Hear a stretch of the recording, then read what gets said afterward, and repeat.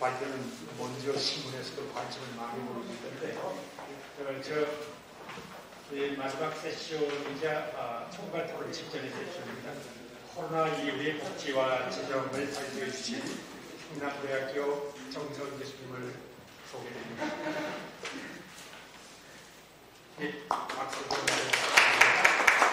토론을 해주실 조세연구원의 젊은 김우현 박사님 소개해드립니다. 예, PPT. 예, 제 PPT를 준비를 못해서 그냥 앉아서 발표를 드리고 자료집이 있으니까 자료집에 관련된 페이지를 말씀을 좋습니다. 드리도록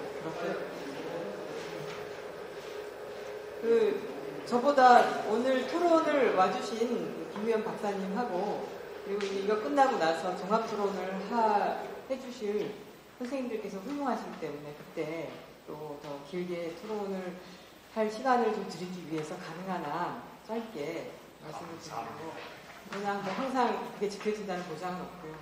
가능한 한 짧게 하도록 노력하겠습니다.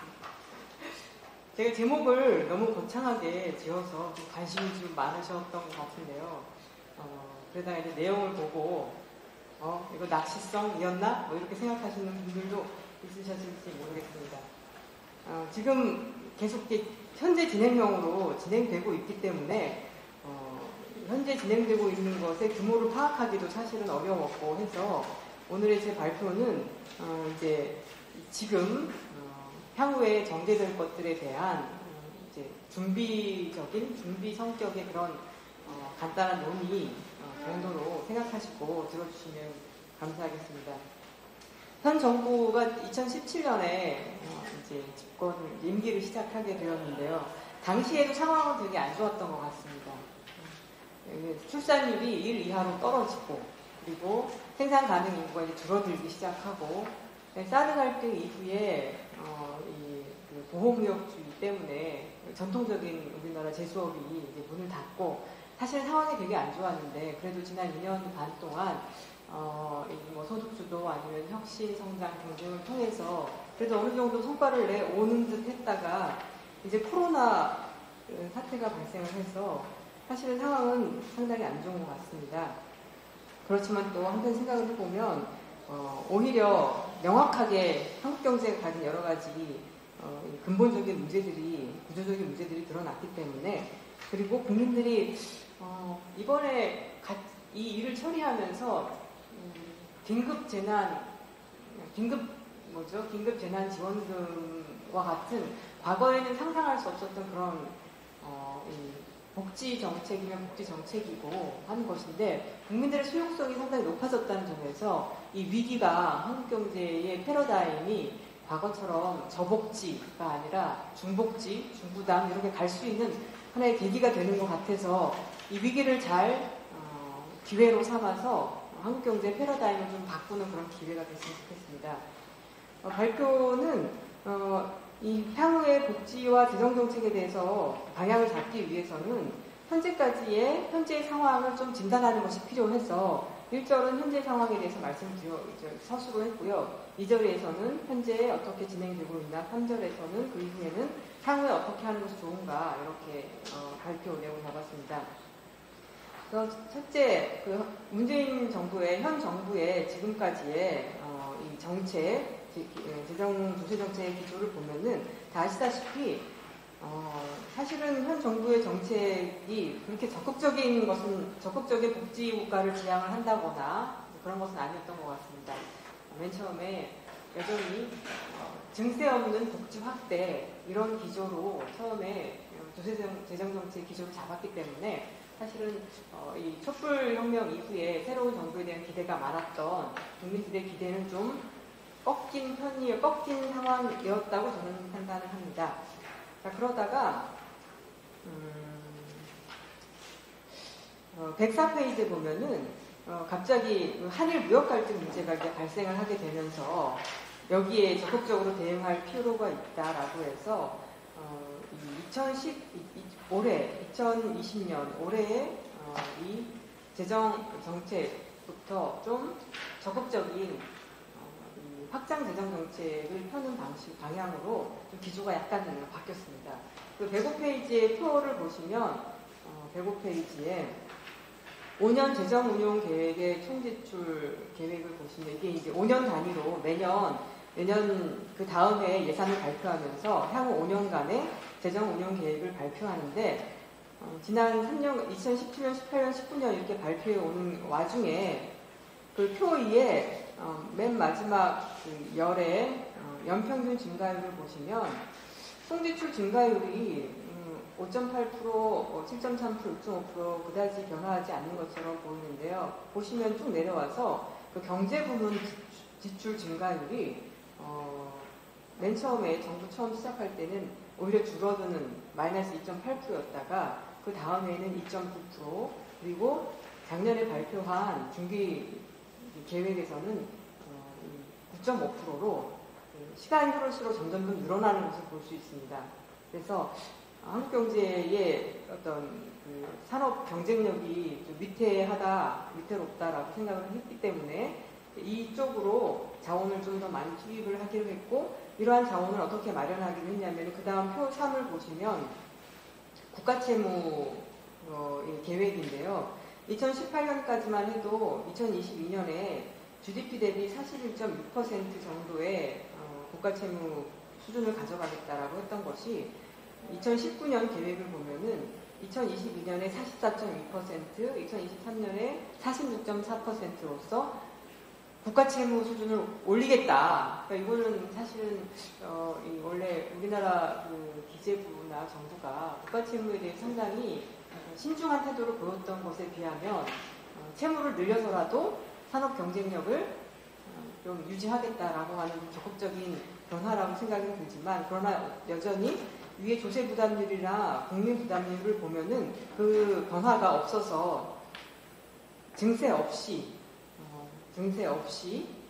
다소의 국가 채무를 부담해서 늘려서 경쟁력 강화에 쓰겠다라고 하는 것이 이제 올 초까지 작년 말까지의 재정 정책의 기조였습니다. 여기까지 평가를 해보면은 사실은 현 정부 들어와서 오랜만에 진보 정부가 들어섰고 그래서 국민들의 복지 확대에 대한 기대가 많았음에도 불구하고 좀 바뀌지 않은 것이 아니었냐 이런 생각이 들었습니다. 그러면 이제 한 가지 가장 큰 실패, 아쉬웠던 점은 107페이지에서 말씀드렸는데요. 소극적인 조세정책을 추구하고 조세정책을 추구하기는 했지만 소극적이었다는 얘기고 특히 이제 부동산 안정화 정책에서 실패를 했고 부동산 안정화 정책에서 실패를 했던 주요한 요인은 종부세 강화에 좀 주저주저했던 시장이 이렇게 투기가 심한데 선제적으로 강력하게 대응하지 못하고 일이 발생하고 난 다음에 약하게 자꾸 시장을 뒤쫓아가는 형태로 대응을 하는 바람에 좀 실패한 면이 있습니다. 그래서 종합적으로 올해 코로나 대응 전까지 조세 재정 정책을 평가해 본다라고 하면 이전 정부보다는 전향적이라고 볼 수도 있겠지만 기대 아니면 한국 사회가 현재 필요로 하는 어떤 그 수준에 비하면 상당히 부족한 여전히 재정 건전성 아니면 작은 정부 이러한 기조가 현 정부에도 계속해서 흐르고 있지 않은가. 부동산 시장에 그렇게 강력하게 개입하는 것은 바람직하지 않다라는 그러한 기조도 있었지 않았나 싶고 그랬습니다. 그러한 점들이 어떻게 보면은 현 정부 국정과제의 중요한 과제 중에 하나가 바로 이제 한국형 실업부조 제도 도입이라던가 고용보험 확대라던가 이런 것들이 들어있었는데요. 그런 것들이 이미 마련되어 있었다고 하면은 코로나 사태가 발생했을 때 더 효율적으로 대응할 수 있었지 않았을까 생각이 듭니다. 근데 그러한 복지 확대 정책에서 이 시간을 끌고 근데 이제 그게 현 정부만의 문제는 아니겠죠. 왜냐하면 국회 자체가 식물국회였다가 동물국회였다가 제대로 역할을 하지 않은 그런 면도 있었겠지만 그런 고용보험 아니면 실업부조 이런 제도 기본적인 제도 자체가 마련되지 않은 상태에서 저희가 코로나 사태를 맞게 되었고 그렇기 때문에 효율적으로 재정을 집행할 수 있었던 그런 인프라를 미리 만드는데 좀 실패했던 것 같습니다. 자, 그래서 그 코로나 이후에 그러면 재정정책을 어떻게 평가해야 되느냐. 전통적으로 재정 건전성이나 이런 데 신경을 많이 쓰고 국가 채무를 올리는 것에 상당히 예민한 그런 입장과 달리 그래도 이번 코로나 대응에는 과거보다는 훨씬 좀 적극적으로 대응하고 있지 않나 이런 생각이 듭니다. 1차, 2차, 3차 추경, 최근에 이제 3차 추경안이 이제 만들어진 것이고 아직 국회를 통과하지 않았는데요. 이 내용을 보면은 이 통화정책과 금융정책과 재정정책을 통해서 어느 정도 규모로 대응책이 제시가 되었습니다.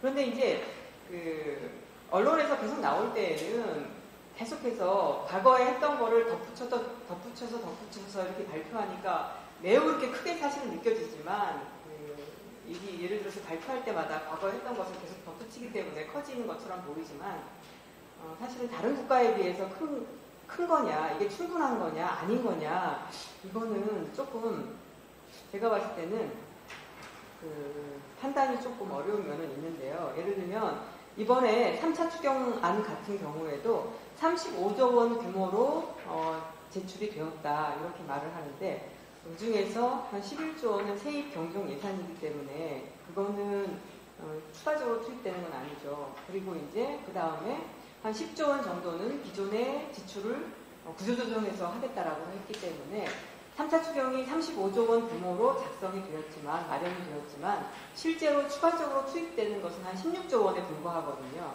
그래서 올해 이 코로나에 대응해서 정부가 아주 대규모로 재정과 이걸 투입한다라고 하지만 실제로 봤을 때 이 10조 원, 1차 추경 한 10조 원, 2차 추경 한 10조 원, 3차 추경 추가적으로 투입되는 게 16조 원이라고 하면 이제 기존의 어떤 기조에 비하면 그래도 많이 한 것이지만 이것으로 충분할 것인가 그리고 대부분의 경우에는 결국에는 저금리 대출이기 때문에 그게 다 빚으로 쌓여 있을 것이어서 코로나 사태가 올해나 내년 초에 금방 종식이 된다라고 하면은 그 정도로도 버틸 수 있지 않을까 싶긴 하지만 이게 2, 3년 정도 지속이 된다라고 하면은 사실은 올해의 추경이나 이런 대응은 임기응변적인 대응이 좀 불과하고 어쩌면 이제 부족할 수도 있고 그런 것 같습니다.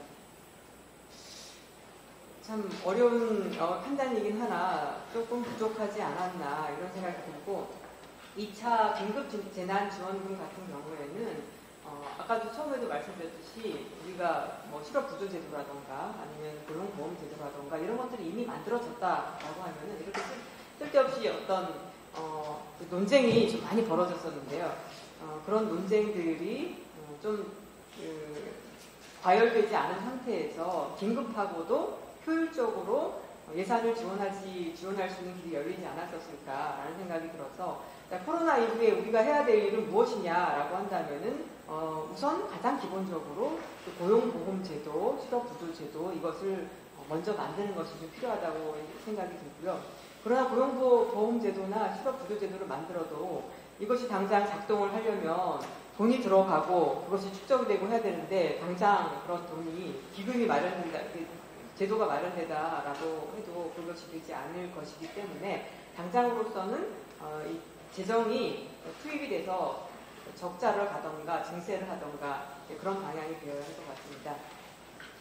자, 짧게 제가 말씀을 드리겠다고 했으니까 넘겨서 115페이지에 여기 113페이지 일단 정부가 추경을 작성을 했었고요. 거기에 대해서 충분하냐는 좀 부족하지 않을까라고 하는 것이 생각인데 왜 부족하냐 숫자를 대봐라 라고 하면은 사실은 숫자를 정확하게 명확하게 이것 때문에 이렇다라고 하기는 좀 어려운 것은 사실입니다.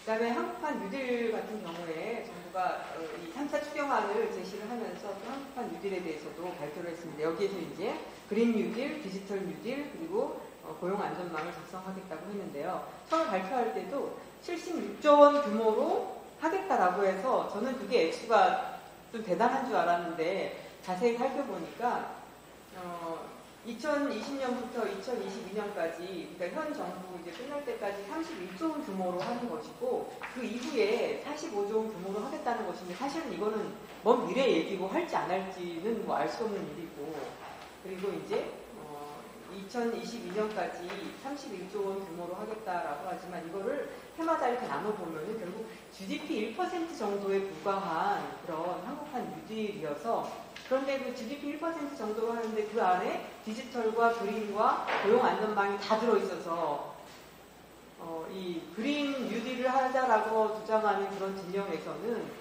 몇 년간 100조 원 규모로 하자고 이렇게 크게 얘기를 하거든요. 그린 뉴딜 하나만 해도 엄청나게 돈이 들어갈 텐데 이 정도 규모로 하는 것이 그리고 그 내용을 들여다봐도 기존에 나왔던 내용들하고 많이 중복이 되어 있어서 어떻게 보면은 기존에 있던 사업들을 이렇게 땡겨와서 그 내용으로 이렇게 마치 포장한 면이 많아서 저의 판단은 여전히 현 정부가 뉴딜을 하겠다, 코로나 위기의 장면에서 좀 과감하게 재정정책을 펴겠다라고 레토릭은 그렇게 얘기하지만 실제로는 여전히 좀 재정 건전성이라던가 아니면 그런 것들에 더욱더 여전히 좀 강박되어 있지 않을까 그런 생각이 듭니다. 물론 정부로서는 과감하게 치고 나가기 어려운 점이 있다는 것도 잘 압니다. 왜냐하면 혹시나 그랬다가 그것이 효과가 없다거나 여러 가지 그런 우려들이 있을 수밖에 없지만 그럼에도 불구하고 현재 당면한 위기와 정부가 아니라고 하면 지금 민간에서 이 불확실한 상황에서 민간이 주도적으로 투자를 한다거나 하기는 어려운 상황이기 때문에 저로서는 정부가 좀 과감하게 판을 더 깐다. 그리고 정부를 믿고 민간이 좀 투자를 해라라고 하는 과감한 신호를 좀 보내는 것이 좀 맞지 않을까 싶고 현재 우리 정부가 우리의 국가 채무가 GDP 대비 40% 정도에 머물러 있다는 점을 생각하고 그리고 다른 OECD 국가들이 거의 100%를 넘는다고 생각하면은 재정 여력이 아직도 넘친다라고 생각을 해서 향후 2, 3년간 적자 재정을 한다라고 해도 그래서 GDP 대비 국가 채무가 60%에 이른다고 해도 그것은 정말로 여전히 건전한 국가 채무 수준일 것이라고 생각이 듭니다. 그래서 이것보다는 조금 더 과감해야 된다라고 얘기하고 싶습니다.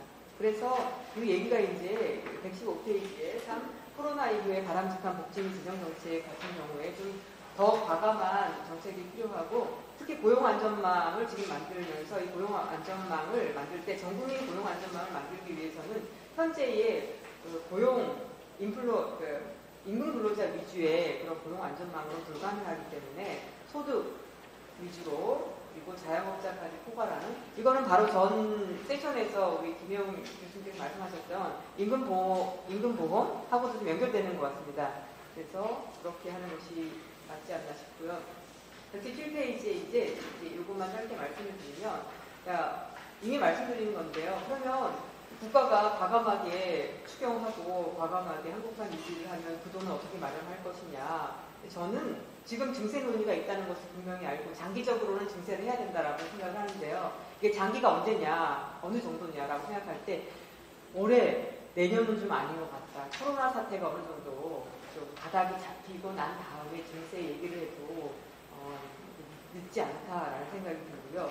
단기적으로는 국제 발행을 하는 것이 맞다라고 생각이 들고 대신에 증세라고 할 것까지는 없고 여전히 어떤 구세 정의 차원에서 제대로 되고 있지 않은 부분은 이 세제 정비 차원에서 해야 될 부분은 있는데 그거는 뒤에 그 119페이지에 보시면 뭐 시간이 없으니까 그리고 토론해 주실 우리 박사님께서 이미 말씀해 주실 거여서요. 제가 그 뒤에 119페이지에 우리나라 한국과 OECD 국가들의 그 규모를 이렇게 비교해 보면은 항상 나오는 것이 법인세는 지금 많이 걷고 있다, 소득세를 많이 걷고 있지 않다, 그다음에 소비세도 많이 걷고 있지 않다. 향후에 이 법인세 대신에 소득세나 소비세를 걷어야 된다. 그런데 이제 지금 보면은 보통의 이제 부가가치세를 걷는 것이 맞다. 이런 얘기들이 좀 많이 이렇게 나옵니다. 근데 저는 적극적인 증세는 아직은 논의할 단계는 아닌 것 같고, 그리고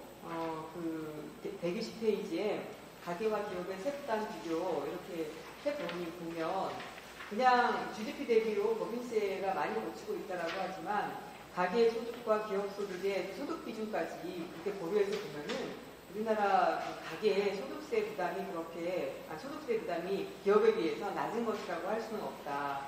그리고 그 뒤에 보면은 그 가계가 내는 게 이제 사회부담금, 사회보험에 사회보험료도 있고, 그다음에 소비세도 있고 등등. 그래서 넓은 범위에서 가계가 부담하는 것과 기업이 부담하는 것과 이렇게 비교를 해보면 그 가계가 기업에 비해서 우리나라가 OECD에 비해 덜 부담한다라고 하기는 어렵기 때문에 현재 상태에서 보면 여전히 소득세든 법인세든 다 이 증세를 한다라고 하면은 다 증세의 대상이 될 수 있다라는 생각이 들고요. 그러나 아까도 말씀드렸듯이 지금 본격적인 증세를 논의할 때는 절대 아닌 것 같다라는 생각이 듭니다. 그래서 지금 당장 한다라고 하면은 그 비과세에 가면 그것이 대부분 소득세나 법인세나 다 고소득층이나 대기업들에게 가기 때문에 일단 그것을 먼저 정리하는 것이 맞다라는 생각이 들고요. 그리고 이 부동산 보유세 같은 경우에 현재 과도하게 낮은 공시가격 문제가 있기 때문에 공시가격 현실화를 통해서 부동산 보유세를 좀 강화할 필요가 있고 124페이지에 보시면 우리나라 부동산 보유세는 민간 보유 부동산 시가총액에 비해서 봤을 때 OECD 국가들보다 한참 작게 걷고 있기 때문에 이것은 더 많이 걷는 것이 정의에도 맞고 효율성에도 맞고 그렇다라고 생각이 듭니다. 자세하게 얘기를 드리면 더 할 얘기가 많지만 시간이 부족하므로 여기까지 말씀드리도록 하겠습니다. 네, 감사합니다. 마지막 그 사실은 아까 인사말에서도 얘기했지만 코로나가 닥치는 바람에 우리가 연기하는 사이에도 가장 끝까지 고민하신 두 분 중에 한 분입니다. 마지막 원구 마감까지 그 3차 추가 경정 예산이 어떻게 되나 또 한국판 뉴딜이 어떻게 되나 끝까지 고민하신 분이죠. 자, 김의원 박사님,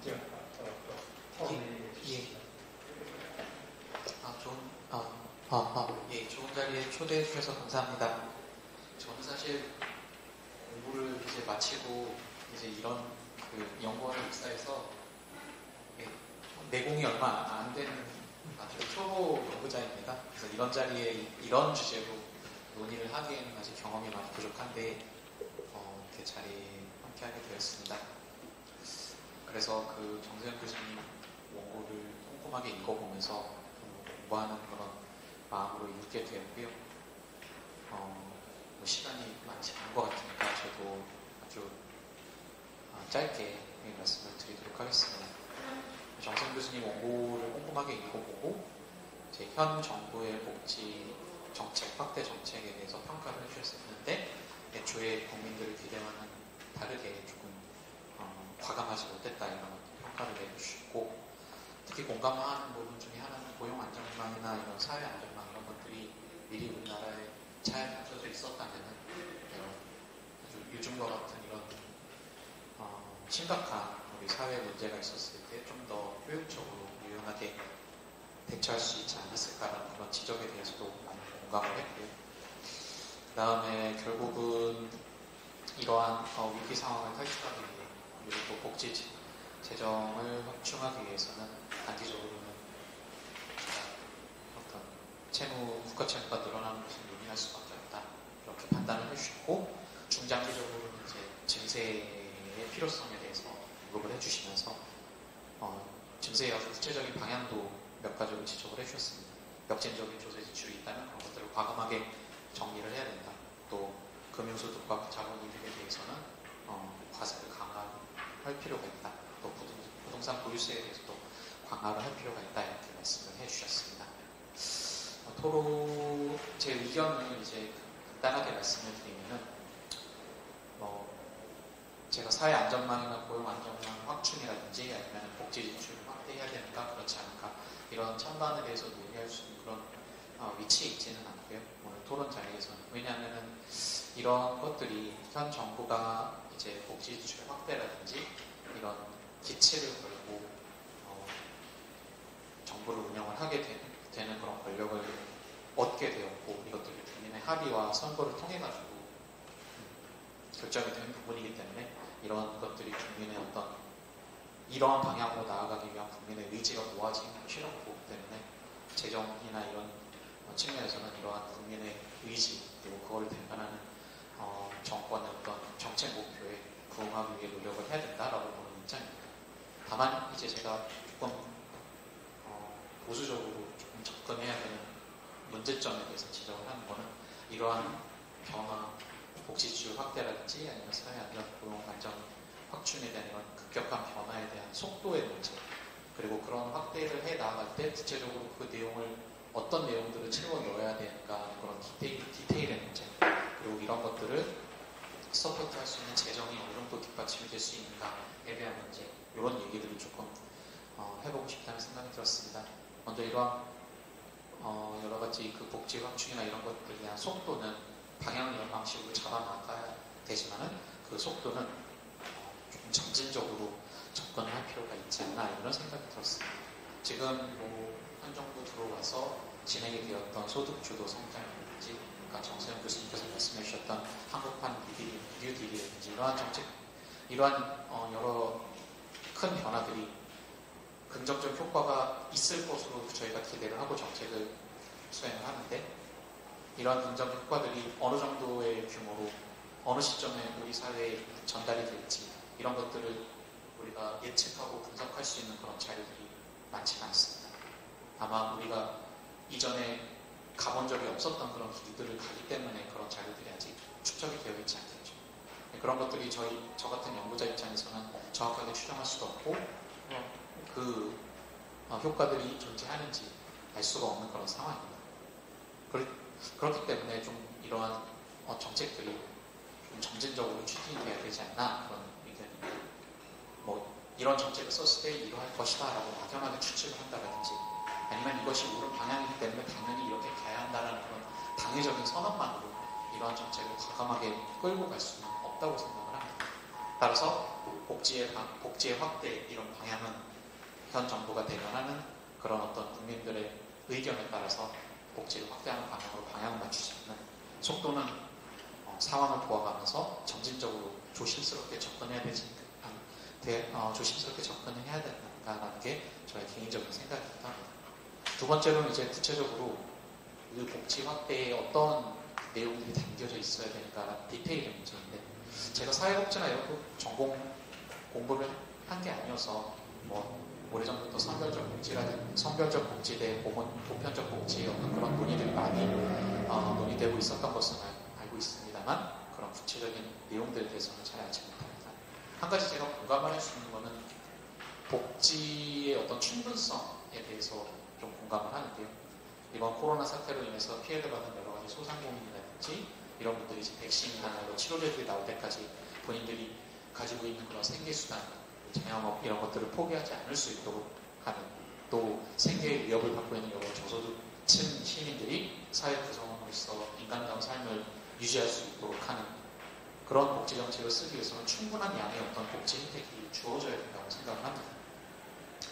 그런데 이제 그러기 위해서는 우리가 가용할 수 있는 어떤 재정들이 한계가 있기 때문에 꼭 필요한 대책, 그리고 꼭 필요한 정책 대상을 정확하게 식별을 해서 그런 대책에게 집중적으로 어떤 재원을 배분하는 그런 선별적 복지 방식이 우리가 해 나가야 될 방향이 아닌가라고 생각을 하고 있습니다. 그래서 지금 저도 연구원에서 연구 활동을 하면서 여러 공공기관이라든지 아니면 부처에 모여있는 이런 행정 자료들을 모아서 연구를 해본다든지 이런 시도를 해본 적이 있는데, 그런 게 참 쉽지가 않아요. 그런 자료들을 모으는 것들이 여러 가지 개인정보 보호의 측면들도 있고, 또 이러한 자료들을 저희가 마음껏 가용해서 활용할 수 있는 연구의 측면도 그렇고, 또 이런 정책적 필요에 있어서 정책을 시행하는데 이런 선별적으로 정책 대상을 식별하기 위해서 이런 자료들을 사용한다고 이런 게 여러모로 법적인 것도 없고 그래서 쉽지 않은 측면이 있습니다. 하지만 이런 게 기술적으로 구현하기가 불가능한 것은 아니죠. 그리고 이런 것들이 주도적으로 책임을 지고 이러한 작업을 실행하고자 하는 그런 주체들이 부재하기 때문에 이러한 여러 행정 자료들이 흩어져 있음에도 불구하고 이런 선별적 복지에 동원할 수 있는 그런 자료들이 활용되지 못하고 있다고 생각합니다. 이제 정 교수님께서 언급하셨던 그런 사회안전망, 고용보험, 실업보조 이러한 제도들을 통해 가지고 이런 정보들이 최대한 집계가 되고 그런 집계가 된 시스템 하에서 우리가 꼭 필요한 계층들을 정확하게 식별을 해내고 그러한 계층들에게 복지의 재원들이 집중되어야 된다고 생각하고 이러한 효율적으로 선별적 복지를 추진하는 것이 불가능한 일이 아니라고 생각합니다. 이런 말씀을 드리면 이제 흔히 비판을 해주시는 분들이 선별을 하기 위해서 들어가는 행정비용이 너무 크다라고 했습니다. 또 우리 사회가 계속 발전되고 복잡해져 가기 때문에 이런 사회에서 살아나가는 사람들을 어떻게 정확하게 선별복지의 대상을 식별할 수 있는가 이런 비판들을 많이 해주시는데 저는 아직도 그러한 핀셋 식별이나 또 효율적 복지 수혜 전달 체계를 구축하는 것들이 이런 우리가 기존에 갖고 있는 여러 가지 행정 자료들을 정확하게 취합을 해서 통합을 해서 운영할 수 있는 그런 의지들이 있고 이런 것들을 꾸려나갈 수 있는 그런 주체들이 있다면 충분히 가능할 거라고 보는 입장입니다. 마지막으로 재정 건전성에 대해서 이제 말씀을 드려야 되는데 이런 복지 확대를 주장하면서 동시에 이제 정세현 교수님처럼 중장기적으로 증세를 해야 된다라고 말할 수 있는 그런 정부면 저는 신뢰를 할 수 있다고 생각을 합니다. 하지만 이제 재원 마련에 대한 별도의 언급 없이 현재 우리가 여력이 충분하기 때문에 과감한 재정 투입이 중장기적으로 가능하다. 그리고 이러한 복지의 중장기적인 과감한 투입을 못하게 하는 재정 당국의 재정 당국이 재정 건전성을 전가하고 모두처럼 휘두르면서 필요한 재정을 투입하지 못하게 한다라고 하는 그런 어떤 말씀들에는 정말 약간의 의구심을 갖게 되기는 합니다. 재정은 우리나라 재정은 가만히 두어도 우리가 알고 있는 국가 채무비율 40%를 향후 중장기적으로 훌쩍 넘을 거라는 의견이 존재하는 것으로 알고 있습니다. 오래된 장기재정 전망이긴 하지만 기재부에서 2060 장기재정 전망을 2015년에 아마 발표를 하신 것으로 알고 있는데 기준 시나리오를 갖고 해도 우리가 2060년에는 국가 채무비율 62%로 갈 것이다. 그리고 여러 가지 이제 상황들이 복잡하게 다가올 경우에는 최대 148% 정도까지 올라갈 것이다. 그런 전망을 내놓은 바 있습니다. 그리고 올해 이제 저희 연구원과 또 기재부 여러 공공기관에서 작업을 하고 있는 장기 재정 전망 결과치가 아마 올해 말에 나올 예정인데 그런 데에서도 아마 지금 제가 말씀드렸던 2015년의 장기 재정 전망은 크게 벗어나지 않을 거라고 저는 생각하고 있습니다. 중장기적으로도 그렇고 2019년에 나고에서 8대 사회보험 장기 전망을 10년 정도로 해서 한 결과를 봐도 마찬가지입니다.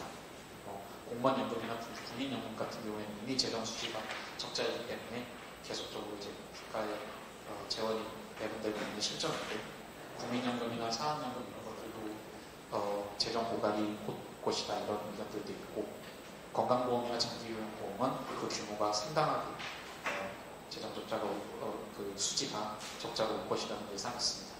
그래서 2019년에는 이미 사학연금, 공무원연금, 군인연금, 건강보험, 장기요양보험 이런 쪽에 이제 13조 2천억 원 정도 되는 금액이 국고에서 지금 지원이 되고 있는 실정인데요.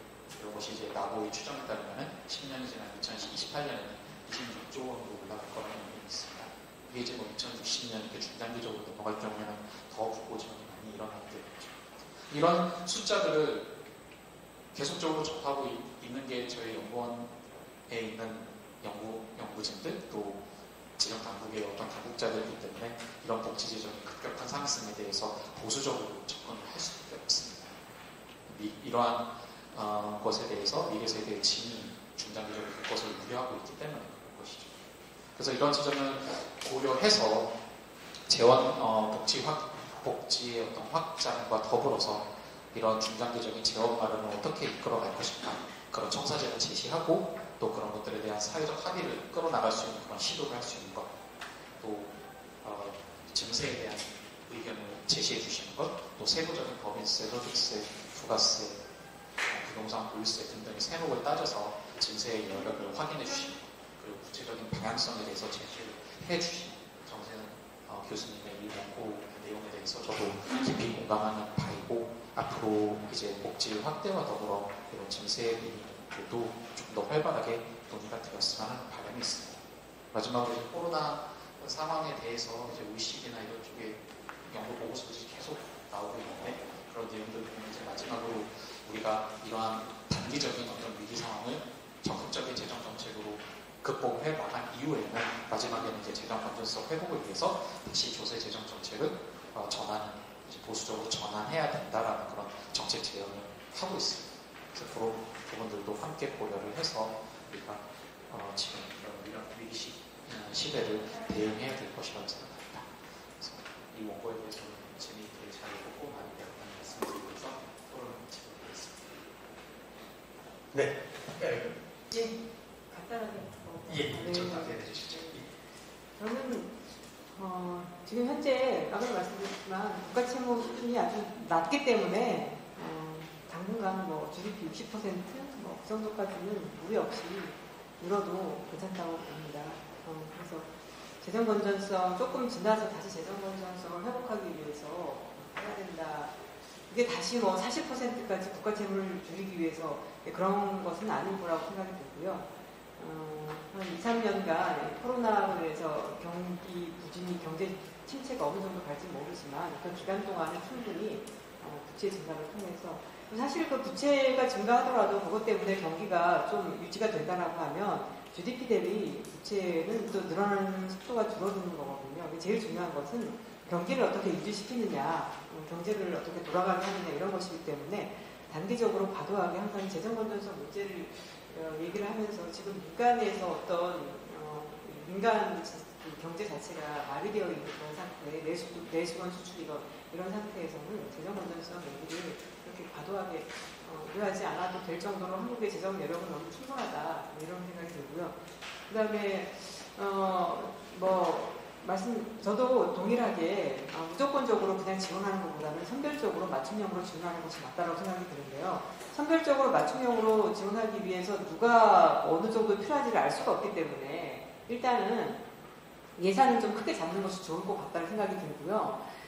조건을 다 주는 겁니다. 그 다음에 거기에 많은 사람들은 다 신청해라 하는 겁니다. 그런데 이제 그렇게 해서도 돈이 남으면 그건 그냥 다시 국고로 되돌리면 되는 거거든요. 그러니까 처음부터 정확하게 딱 줄 만큼의 예산을 잡기 위해서 그러다 보면 항상 이게 작게 잡히게 되고 그러면 필요한 사람 결국 못 가져가게 되고 그럴 수도 있기 때문에 조금 더 넓게 좀 잡는 것이 추경을 좀 크게 편성하는 것이 그렇게 해서 못 쓰는 것이 있으면 그건 다행이지만 혹시 너무 처음에 그 부동산 정책도 마찬가지인 것 같아요. 그 시장을 불안하지 않겠다라고 하는 목적으로 조금씩 반응을 봐가면서 하다 보니까 오히려 시장에서는 정부를 믿지 못하고 정부가 그 부동산 투기 규제에 의지가 없구나라고 하는 신호를 잘못 받아들이면서 그것이 진정이 안 되는 상태로 지속이 된 것처럼 이 코로나 사태 같은 경우에도 조금 더 과감하게 좀 큰 규모로 해서 필요한 만큼 신청을 해서 가져갈 수 있는 것이고 필요하지 않다라고 하면은 가져가지 않겠죠. 그런 과정에서 선별이 되는 거니까 선별을 국가가 먼저 자료도 없는데 지금 막 진행되고 있는 현 상황에서 선별해서 주겠다라고 하는 거는 과소하게 예산이 잡혀질 것 같고 그리고 사실은 누구나 알고 있습니다. 왜냐면은 우리나라는 OECD 국가 대비 그 복지 규모가 반 정도이기 때문에 부족하다는 것은 이미 다 알려진 사실이기 때문에 그리고 이 취약계층이라고 하는 것은 경제 위기 상황에서 가장 먼저 충격을 받을 계층이기 때문에 부족하다는 것을 누구나 다 알고 있는 그런 상황이라고 저는 생각이 듭니다. 그래서 제가 아까 숫자로 표현하기 참 어렵다고 했지만 현재 진행되고 있는 상황에서 누가 이것을 숫자로 표현할 수 있다고 할 수 있겠습니까? 그러나 우리가 OECD보다 훨씬 저부담, 저복지 국가라는 것을 누구나 다 알고 있는 상황이고 지금 현재 취약계층이 어렵다라고 한다라고 하면은 이거는 좀 작다라는 생각은 듭니다. 자, 여기까지 말씀드리겠습니다. 네, 저 청중석에서 질문이 하나 있습니다. 표 13에 관한 질문입니다. 김현 교수님 질문인데요.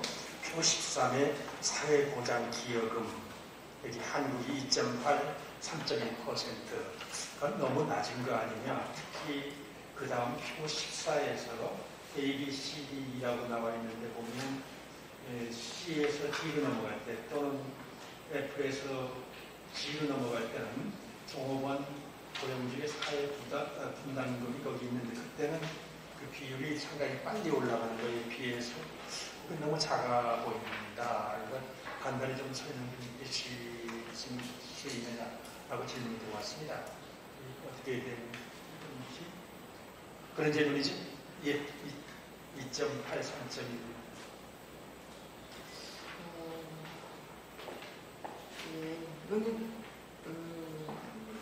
이건 엑셀을 열어봐서 확인을 좀 해야 되는 것 같긴 합니다.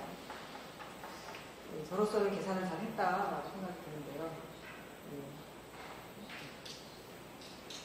그럼 한번 확인해서 나중에 답변 드리도록 하겠습니다. 해야 될 것 같습니다. 예, 수고 많이 하셨습니다. 감사합니다.